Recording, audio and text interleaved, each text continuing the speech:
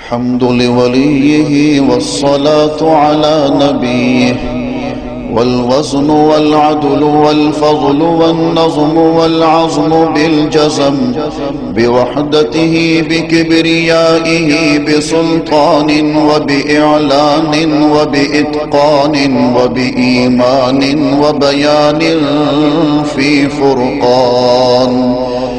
وحده لا شريك له، وحده بوحدة موحدا بوحدة موحدا بوحدة، وحيدا وأحدا بلا مدد وجدد ونصب ووصف في الكمال، لا شريك له ولا نظير له ولا مثل له ولا مثال له، ولا وزير له ولا مقارن له ولا مكاظم له ولا مداني له ولا مضارع له، ولا جلد بلد ولد جسد رسو جزو ونزو عظم له، ولا جذب وصف عيب تاب بيت خصم له،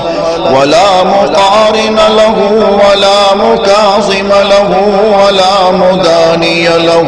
ولا مضارع له ولا مناظر له. ثم نشهد أن لا إله إلا الله وحده لا شريك له، من يشرك في ذاته وصفاته وعاداته وآياته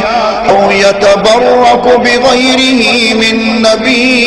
وولي وتقي ونقي ونسيم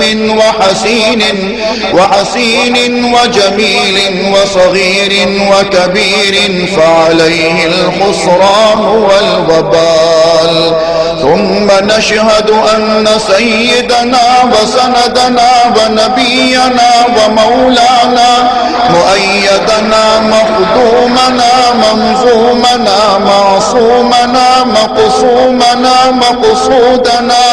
أجدر الخلق جديرنا أعظم الخلق وأشرف الخلق وأحسن الخلق وأجمل الخلق وأكمل الخلق وأنور الخلق،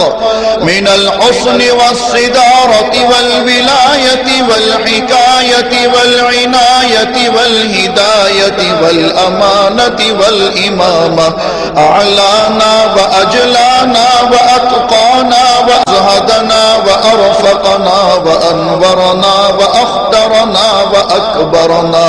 أحمر أنور أجدر أطفل أوسق أنور أجمل أكمل له. ثم نشهد أن حبيب ربنا وصمدنا محبوب جدلنا ونزلنا ووصلنا إيماننا مبين فرقاننا هذه سبيلنا رونق جدراننا،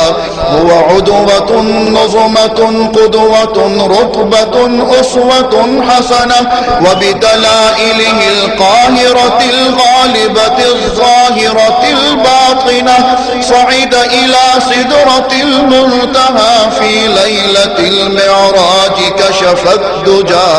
ثم دنا ثم دنا ثم دنا فتدلى فكان قاب قوسين أو أدنى.